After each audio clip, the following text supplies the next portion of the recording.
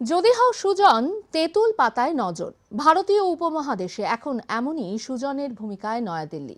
অতিমারিতে প্রতিবেশী দেশগুলির পাশে দাঁড়াতে হাতে থাকা টিকা একাংশ এইসব দেশগুলির হাতে তুলে দেওয়া হয়েছে। ভারতের এই ভ্যাকসিন মৈত্রী এখন চর্চার বিষয় হয়ে উঠেছে। প্রশংসিত যেমন হচ্ছে, ধেয়ে আসছে সমালোচনার তীরও।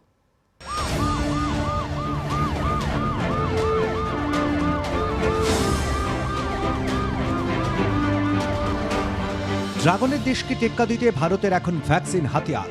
অতিমারি প্রকোপে পর্যুদস্ত বিশ্ব। ব্রিটেনের হাসপাতালগুলিতে ক্রমাগত বাড়ছে করোনা আক্রান্তের সংখ্যা। আমেরিকাও ব্যস্ত নিজেদের সেফ জোনে রাখতে। এই ভয়াবহ পরিস্থিতিতে বিশ্বের কাছে সাহায্যের হাত বাড়িয়ে দিয়েছে ভারত। ইতিমধ্যেই দেশের ভেতরে শুরু হয়েছে টিকাকরণের কর্মসূচি। ভারতে টিকাকরণ 130 কোটি মানুষকে টিকাকরণের কর্মসূচি। 22 জানুয়ারি পর্যন্ত 10,40,000 মানুষকে টিকা দেওয়া হয়েছে। 30 কোটি মানুষকে চলতি বছরের জুলাইয়ের মধ্যে টিকা দেওয়া হবে। 2 লক্ষ কর্মীকে ভ্যাকসিন দেওয়ার প্রশিক্ষণ দেওয়া হয়েছে। ভ্যাকসিন সংরক্ষণের জন্য রয়েছে 29,000 কোল্ড স্টোরেজ। তবে শুধু নিজের দেশের মানুষকে টিকাকরণের ব্যবস্থা করেই থেমে থাকছেন না প্রধানমন্ত্রী।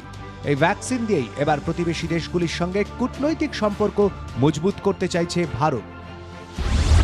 ভারতের ভ্যাকসিন মৈত্রী 1,50,000 টিকার ডোজ দিয়েছে ভুটানকে। 20 জানুয়ারি টিকা পৌঁছে যায় ভুটানে। 1 লক্ষ ডোজ কোভিশিল্ড দেওয়া হয়েছে মালদ্বীপকে। কোভিশিল্ডের 10 লক্ষ ডোজ দেওয়া হয়েছে নেপালকে। 21 জানুয়ারি টিকা পৌঁছে যায় নেপালে। ওই একই দিনে টিকা পৌঁছয় বাংলাদেশে। বাংলাদেশকে দেওয়া হয়েছে টিকার 20 লক্ষ ডোজ। 22 জানুয়ারি মায়ানমারে পৌঁছয় 15 লক্ষ ভ্যাকসিন। সিসিলিতে পৌঁছয় ভ্যাকসিনের 50,000 ডোজ। মরিশাসে পৌঁছয় টিকার 1 লক্ষ ডোজ। ভারত থেকে ব্রাজিল, মরক্কোকেও দেওয়া হয়েছে টিকা। এইসব দেশকে বিনামূল্যে টিকা পৌঁছে দিয়েছে ভারত। তালিকায় রয়েছে শ্রীলঙ্কা, আফগানিস্তান। টিকা চেয়ে চিঠি পাঠিয়েছেন ডমিনিকার প্রধানমন্ত্রী। ভারতের থেকে ভ্যাকসিন চাইছে দক্ষিণ আফ্রিকা, কেনিয়া, নাইজেরিয়া, সৌদি আরবও ভারতের সাহায্য চাইছে। মার্কিন যুক্তরাষ্ট্র, ব্রিটেনের মতন দেশ যখন নিজের দেশের করোনা পরিস্থিতি মোকাবেলা করতে হিমশিম খাচ্ছে, তখন ভারতের মতো জনবহুল দেশ নিজের দেশের মানুষকে টিকা দিয়েও প্রতিবেশী দেশগুলির দিকে সাহায্যের হাত বাড়িয়ে দিয়েছে। ভারতের এই ব্যবহারে প্রশংসায় পঞ্চমুখ প্রতিবেশী দেশগুলি। ঠিক 10 মাস আগে করোনা প্রবেশ করেছিল ভারতে। তারপর করোনা মোকাবেলায় অন্য দেশগুলির মতোই কঠিন লড়াই চালাতে হয়েছে। তবে এখন করোনা প্রতিষেধক নিয়ে প্রস্তুত আত্মনির্ভর ভারত। এবার দেখে নেব কেন বিশ্বজুড়ে ভারতে তৈরি ভ্যাকসিনের কদর। ভারতের ভ্যাকসিনের কদর। দামের নিরিখে ভারতে তৈরি ভ্যাকসিন অনেক বেশি সস্তা। সেরাম ইনস্টিটিউটের তৈরি কোভিশিল্ড অনেক সুরক্ষিত। আমেরিকার তৈরি মডার্নার একটি ডোজের দাম $30। রাশিয়ায় তৈরি স্পুটনিক ভি এর প্রতি ডোজের দাম $10। ভারতে সেরাম ইনস্টিটিউটে তৈরি কোভিশিল্ডের ডোজের দাম মাত্র $6। মার্কিন যুক্তরাষ্ট্রের বাইরে ভারতেই রয়েছে ভ্যাকসিন তৈরির সবচেয়ে বড় কেন্দ্র। দিল্লি, গাজিয়াবাদ, গুরগাঁও, আহমেদাবাদ, পুনে, হায়দ্রাবাদ, মুম্বাই, বেঙ্গালুরু, চেন্নাইতে রয়েছে ওষুধ উৎপাদন কেন্দ্র। উৎপাদনে এগিয়ে ভারত। বিশ্বের মোট ওষুধের চাহিদার 50% মেটায় ভারত। বিশ্বের 170টি দেশে ওষুধ রপ্তানি করে Bharat. Serum Institute of India বিশ্বের বৃহত্তম ভ্যাকসিন উৎপাদনকারী সংস্থা। প্রতি বছর 150 কোটি ডোজ ভ্যাকসিন উৎপাদন করে। ব্রিটেনের গ্ল্যাক্সোস্মিথক্লাইন উৎপাদন করে 69 কোটি ভ্যাকসিন। ফ্রান্সের স্যানোফি উৎপাদন করে 100 কোটি। আমেরিকার মার্ক উৎপাদন করে 20 কোটি ডোজ। জনসন অ্যান্ড জনসন উৎপাদন করে 20 কোটি ডোজ। ভারতের এই ভ্যাকসিন নীতিকে সমর্থন করছেন অনেকেই। টিকা আবিষ্কার ও উৎপাদনে ভারতের ভূমিকায় প্রশংসা করেছেন প্রাক্তন মার্কিন প্রেসিডেন্ট বিল ক্লিন্টন। ভারত তথা প্রধানমন্ত্রী নরেন্দ্র মোদীর ভূমিকায় প্রশংসা করেছেন হু প্রধানও। ভারতের এই ভূমিকাতেই চীনের সঙ্গে তুলনা টানছেন বিশেষজ্ঞরা। ভারত বনাম চীন। চীন প্রতিবেশীদের থেকে সমর্থন কিনতে চাইছে। ভারত প্রতিবেশীদের দিকে সাহায্যের হাত বাড়িয়ে দিচ্ছে। বাংলাদেশকে বিনামূল্যে ভ্যাকসিনের মিথ্যে আশ্বাস দিয়েছে চীন। 20 লক্ষ ভ্যাকসিন দিয়ে বাংলাদেশকে সাহায্য ভারতে। নেপাল, শ্রীলঙ্কার ক্ষেত্রেও চীনের বিপরীত অবস্থান ভারতে। দুই প্রতিবেশী দেশকেই সাহায্য করছে ভারত। অতিমারিতে মালদ্বীপকে রিপেমেন্ট নোটিশ দিয়েছে চীন। মালদ্বীপকে ভ্যাকসিন দিয়ে সাহায্য করছে ভারত। ভ্যাকসিন দিয়েই মিটবে মালদ্বীপের ট্যুরিজম সমস্যা। মায়ানমার, কম্বোডিয়া, ফিলিপিন্সকে প্রতিশ্রুতি দিয়েছিল চীন। বিনামূল্যে ভ্যাকসিনের প্রতিশ্রুতি দিয়েছিল। প্রতিশ্রুতি দিলেও ভ্যাকসিন সেসব দেশে পৌঁছয়নি। আদতে চীনের ভ্যাকসিন থেকে মুখ ফিরিয়ে নিয়েছে বিশ্ব। নিজেদের সমস্যায় জর্জরিত হয়ে একঘরে ব্রিটেন, মার্কিন যুক্তরাষ্ট্র। এখানেই সাহায্যের হাত বাড়িয়ে এগিয়ে এসেছে ভারত। ভুটানের প্রধানমন্ত্রী, মালদ্বীপের প্রেসিডেন্ট, নেপালের প্রধানমন্ত্রী, বাংলাদেশের প্রধানমন্ত্রী, এখন প্রধানমন্ত্রী নরেন্দ্র মোদীর প্রশংসায় পঞ্চমুখ। অতিমারী পরিস্থিতিতে যখন সব দেশই নিজের ঘর সামলাতে ব্যস্ত থেকেছে, ভারতের ভূমিকা ছিল উল্লেখযোগ্য। হাইড্রোক্লোরোকুইন থেকে শুরু করে ডায়াগনস্টিক কিট, মাস্ক দিয়ে বিশ্বকে সাহায্য করেছে ভারত। আর এখন ভ্যাকসিন দিয়ে শুধু ভারতবাসী নয়, বিশ্ববাসীর সুরক্ষায় অগ্রণী ভূমিকা নিচ্ছে ভারত। ব্যুরো রিপোর্ট, আর+ নিউজ। এ বিষয়ে আমরা কথা বলবো। আমরা সরাসরি পৌঁছে যাব ডক্টর সজল বিশ্বাসের কাছে এবং তার কাছে জানতে চাইবো, ভারতে যেখানে 10.5 লক্ষ ডোজ দেওয়া হয়েছে, 10.5 লক্ষ মানুষকে দেওয়া হয়েছে, সেখানে 130 কোটির দেশে ভ্যাকসিন দিতে কত সময় আনুমানিক লাগতে পারে বলে মনে হয় আপনার? হ্যাঁ, এটা আমরা যেটা লক্ষ্য করছি যে প্যান্ডেমিক সিচুয়েশনটা যদি কন্ট্রোল হয়, তাহলে যেহেতু এই ভ্যাকসিনের এফিকেসিটা মানে 70% এফিকেসি রয়েছে, অর্থাৎ 100 জনকে ভ্যাকসিন করলে দেখা যাবে যে 70 জনের মধ্যে হয়তো ইমিউনিটি ডেভেলপ করবে, বাকিদের হয়তো ডেভেলপ নাও করতে পারে, সম্ভাবনাই রয়েছে। স্বাভাবিকভাবে যদি আজকে এই প্যান্ডেমিক সিচুয়েশনে আমাদের পুরো সমস্ত মানুষকে একটা হার্ড ইমিউনিটি ডেভেলপ করতে হয়, হার্ড ইমিউনিটি ডেভেলপ করতে গেলে অ্যাটলিস্ট 70% পপুলেশনকে ইমিউন করতে হয়, তাহলেই একমাত্র হার্ড ইমিউনিটি ডেভেলপ করতে পারে। এবং সেটা করতে গেলে ভারতবর্ষের যত জনগণ আছে 135 কোটি মানুষ, সবাইকেই কিন্তু দিতে হবে, তাহলেই একমাত্র হার্ড ইমিউনিটি ডেভেলপ করার প্রশ্ন উঠতে পারে। আদারওয়াইজ কিন্তু হার্ড ইমিউনিটি ডেভেলপ করবে না। আর হার্ড ইমিউনিটি যদি ডেভেলপ না করে, তাহলে প্যান্ডেমিক সিচুয়েশনে ভ্যাকসিনেশনের কিন্তু কোনো রোল কিছু নেই। এখানে হয়তো সিলেক্টিভ কিছু মানুষ যারা খুব হাই রিস্ক পপুলেশন কাজের মধ্যে রয়েছে, তাদেরকে হয়তো ইমিউন করার জন্য কিছু ভ্যাকসিন, হয়তো সিলেক্টিভ ভ্যাকসিন হয়তো দেওয়া যেতে পারে। এটার দ্বারা তাদের হয়তো খানিকটা প্রোটেকশন হতে পারে এবং তারা কাজ করতে পারে, সেটার জন্য হয়তো একটা পরিকল্পনা হতে পারে। কিন্তু অ্যাজ এ হোল এন্টায়ার পপুলেশনকে ভ্যাকসিনেশন করার মাধ্যমে যে হার্ড ইমিউনিটি ডেভেলপ করার যে কথা যেটা বলা হচ্ছে, যেটার জন্য আজকে তড়িঘড়ি একদম যুদ্ধকালীন তৎপরতা এইভাবে ভ্যাকসিনেশনের উপরে আজকে সমস্ত দেশ ঝাঁপিয়ে পড়েছে, সেই কাজটা কিন্তু এত সহজ নয়। মানে আমাদের মতো একটা দেশে সেই ইনফ্রাস্ট্রাকচারও নেই। সেই মানে যদি 135 কোটি মানুষকে যদি ভ্যাকসিনেট করতে হয়, তাহলে মানে একদম প্রত্যেকটা সাব সেন্টার লেভেলে কিন্তু আমাদের ভ্যাকসিনেশন করতে হবে, এবং সেই ইনফ্রাস্ট্রাকচার, সেই পরিকাঠামো সেই সব জায়গায় নেই। বিশেষত কোভিড অ্যাপ্রোপ্রিয়েট বিহেভিয়ার যেটাকে বলা হচ্ছে, মেনটেন করে আজকে এই ভ্যাকসিনেশন সেশন গুলোকে পরিচালনা করতে হয়। অর্থাৎ সেখানকার সেই পরিকাঠামো থাকতে হবে যেখানে কোভিড অ্যাপ্রোপ্রিয়েট বিহেভিয়ার মেনটেন করা সম্ভব। তাহলে সেরকম পরিকাঠামো কিন্তু আমাদের দেশে নেই। এই যে খুব সামান্য যে সিলেক্টিভ কিছু কিছু জায়গায় যে দেওয়া হচ্ছে, বিভিন্ন মেডিকেল কলেজ বা বড় বড় হাসপাতালগুলোতে এখন সেশন সাইট করা হয়েছে, এবং সেখানে মেইনলি হচ্ছে আজকে হেলথ কেয়ার প্রোভাইডারদেরকে দেওয়া হচ্ছে, সেই সব জায়গাতেও কিন্তু পরিকাঠামো নেই।